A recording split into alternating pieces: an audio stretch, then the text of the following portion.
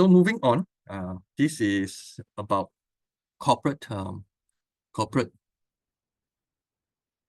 management towards how to handle security. And I would like to bring in these three keywords, which has been often used when cybersecurity has been discussed in the corporate context. And the three words are availability, integrity, and confidentiality. So in the past, as engineers were trained, we are trained to make sure that all our equipment is always available. All right, always available. But when it comes to today's era with a lot of bad guys coming to hack into system, we are still hearing, all right, if you were to look at news for the past weeks, you are hearing that people has hacked into some of these corporate online account, stealing data, credit cards information, and so on. It is still ongoing, all right? So this police and thief kind of a race is never ending. Therefore, in today's context, we have to look at this three things in the other direction. We have to really start from looking at confidentiality first. How can we really protect, all right, your information, and making sure that all this information is only accessible by the authorized user. And like in ThinkSpeak, all right, when you set up your channel, if you are sharing it, you at most give read access, but not the write access. Secondly, integrity, right? In order to have integrity here, the integrity refers to the information. You don't want the information to be altered or changed by anyone in an unintentional or unauthorized manner. So you have to protect your piece of data. If this data is critical, then you should have a means to do this cross-check. There are ways to do it. Some of it is the checksum. Remember, we talk about integrity in serial communication. We have parity bits. In Modbus, we also have message integrity using CRC. So this is the part that would let you understand that when the data comes in is corrupted, you at least know how to verify that the corruption has happened and so on. Finally, is the availability. All right, with confident system and system that provides integrity to the information that has been exchanged, then we can look at how to make it available for usage. All right, so again, when I share this with the class, I want you to understand that when we look at security perspective, then we should be focusing on the C first, followed by I, followed by A. Writing it in this manner, CIA, will help you to remember these three words better. And I hope that through this discussion, you understand the reasons for having to have C at the top, and then finally to talk about availability of your system. So with regards to ThinkSpeak and Google, just to sum up on some of the things that we have talked about, all right, when you are giving full access rights to web app, so this may pose a security issue as to your web app has the URL, and the URL falls to the wrong hand. The wrong guy can make use of your web app to get into your files, for example, your Google Sheets and so on. If you are doing automation using IoT, you have to understand that whatever automation that you have created remotely, the system don't recognize you as the only user. Whoever comes in with the rightful authentication information, they will get full access just like you. All right, so that part in terms of risk, you have to really assess what you are giving, what are you providing as access through the internet, and whether if it falls into the wrong hand, would it create problems that is too much to handle. Next, the use of ThinkSpeak API keys as a form of authentication. All right, so if you are designing your Google GAS, you can also implement some form of keys. Okay, with regards to access rights, which I mentioned before, read write, so do take note. So back to your Google Sheet, when we use a pen at least helps to keep your historical data in check because it's still safe within your sheet. If you were to do overwrite, all right, meaning to say always writing over your same row of cells, then you may lose some of the information. Therefore, when we talk about security logs, LOGS, all right, security logs or transaction logs. We want to keep all the historical transaction so that when there's any problem, we can use the logs to trace back what had happened that time so that we can have a better understanding how to prevent future occurrence of such things from happening. So this is already, you know already. All right, so other things that probably I also mentioned in class, like some of your API keys, if they were to be stolen, what can you do? You can reset, right? Same goes for MQTT credential. If your MQTT password has been compromised, then reset within ThinkSpeed.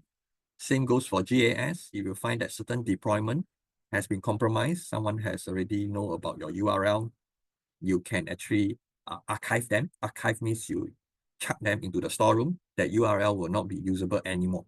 Okay, so some of these things, I hope that you are able to keep in view so that you can better protect your system. Okay, I think this is my last activity. Can any one of you think of ways how can confidential data be desensitized during storage and archive?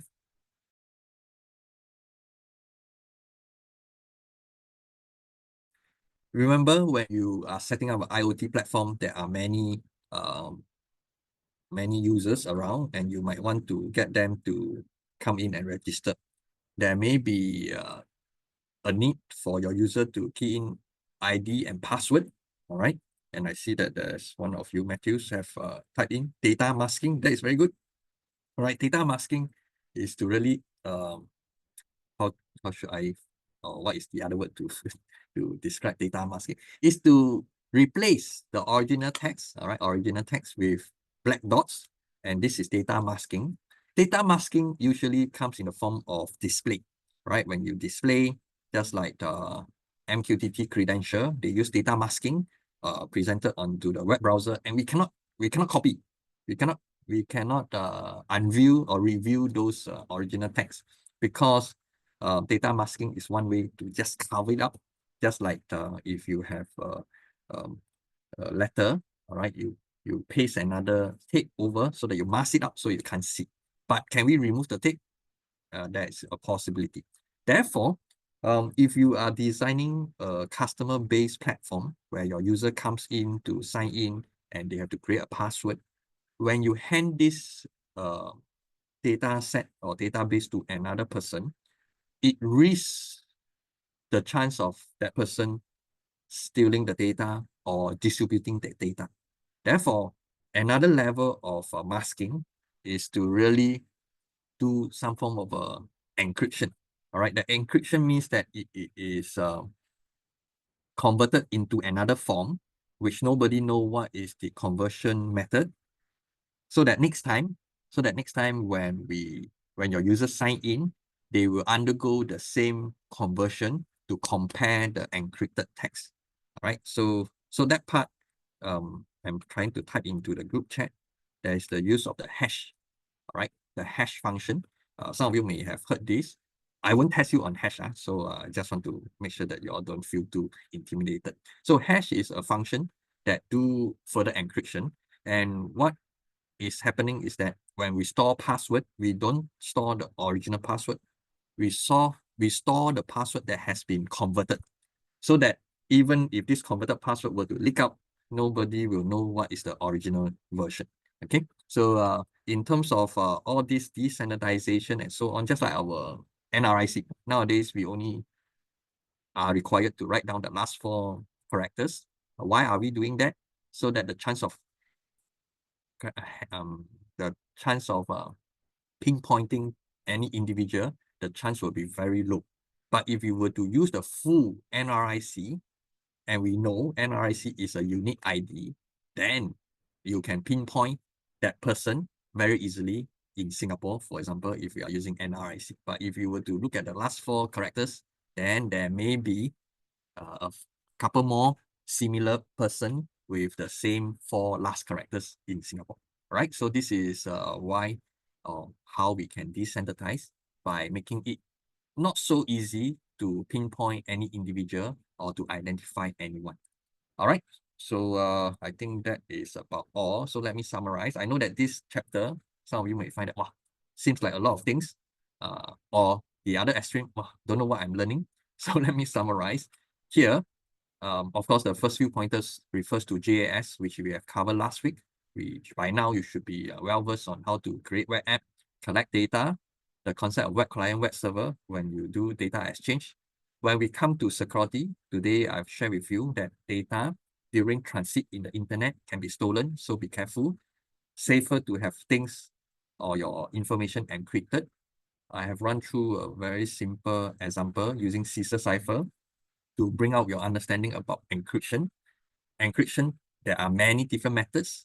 During the demo, I showed you, if you are ignorant and you think that running a couple Caesar cipher can help increase the challenge in decoding, then it is not. So that's why I make a disclaimer right at the start that cybersecurity is a very challenging topic. It's not an hour thing that we can learn. And therefore, sharing with you some of these shortcomings is to help you to understand the complexity involved, and that it is still best to leave it to the experts, right? Those with certification, being a cybersecurity officer and so on. They have gone through those vigorous training, and we should be seeking their advice. Okay, last but not least, some of you may be wondering, then why are we learning this since we are not the expert? At least when you design your embedded system, you are aware that some of these things can be implemented on your MKR. If you want to, you can also have your own key and lock encryption or implementing Caesar cipher. At least when you implement some of this encryption, it create additional protection against anyone who want to hack into your system. All right. So with this, it marks the end of this course. Right, I've covered all the topics that I need to teach you, and with this, I end today's lecture.